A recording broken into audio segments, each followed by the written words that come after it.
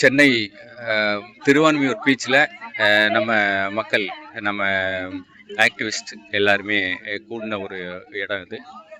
அதாவது இந்த வருஷத்தோட ஆரம்பம், போன வருஷத்தோட மிடில் இருந்தே நம்ம பிராணிகளுக்கான நம்ம செல்ல பிராணிகளுக்கான அந்த சோதனைகளும் பிரச்சனைகளும் நிறைய நம்ம பார்த்துருப்போம்.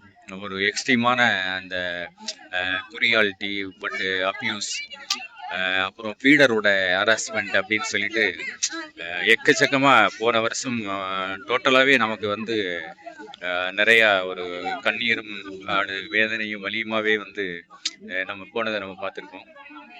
இந்த வருஷத்தோட தொடக்கம் இன்னும் ஒரு 1-2 நாட்களில் சுப்ரீம் கோர்ட் வந்து அவங்க சொன்ன அந்த என்ன சொல்றது அந்த உத்தரவை பரிசீலனை பண்ணுவாங்க. இடையில அந்த உத்தரவால என்னென்ன பிரச்சனைகள் நடந்தது, நாட்டை ஃபுல்லா இந்தியா முழுவதும் என்னென்ன பிரச்சனைகள் நடந்தது, அந்த சுப்ரீம் கோர்ட் உத்தரவை குறிப்பா வந்து அப்புறப்படுத்துறது, அதாவது சில முக்கியமான ஒரு 5 இடங்கள், ஸ்கூலு, காலேஜ் அண்ட் ஹாஸ்பிட்டல், இந்த மாதிரி இடங்கள்ல இருந்து இது நம்ம திருநாய்களை அப்புறப்படுத்தணுன்ற ஒரு விஷயத்தை சொல்லியிருந்தாங்க.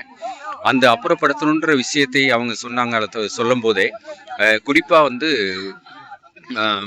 ப்ராப்பரான ஷெல்டர் வேணும், அது பிடிக்கிறதுக்கு வந்து நகராட்சி ஆட்கள், மாநகராட்சி ஆட்கள், ஊழியர்கள் வரணும், ப்ராப்பரான மெத்தடில் கொண்டு போகணும் அப்படிங்கிற மாதிரி நிறைய சில சட்டத்திட்டங்களை எல்லாம் போட்டிருந்தாங்க.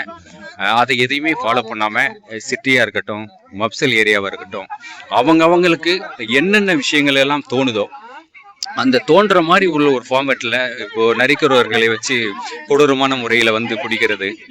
அடுத்து பார்த்தீங்க அப்படின்னா சில ஊர்களில் வந்து பன்னிகளை பிடிக்கிறவங்களை வச்சு கொடூரமான ஆயுதங்களை வச்சு அடித்து தாக்கி அந்த குட்டிகளை அங்கேருந்து தூக்கிட்டு போகிறது அப்படின்னு சொல்லிட்டு அப்புறப்படுத்துறதுன்றது ஒரு உயிர் அப்படிங்கிற அந்த எந்த விதமான ஒரு மனசாட்சியும் இல்லாமல் சட்டத்துக்கு பொதுவாக சட்டத்துக்கு கூட ஒரு 5% கூட பயம் இல்லாமல் நார்மலாக 100-200 ரூபாய்க்கு வேலை செய்கிற ஆட்களாக இருக்கட்டும், அரசு அதிகாரிகளாக இருக்கட்டும், அந்த கொடூரமான செயலில் ஈடுபட்டு இருக்காங்க. இந்த 7ஆம் தேதி தீர்வு இந்த பிராணிகளுக்கு வந்து ஒரு சரியான தீர்வாக அமையும்.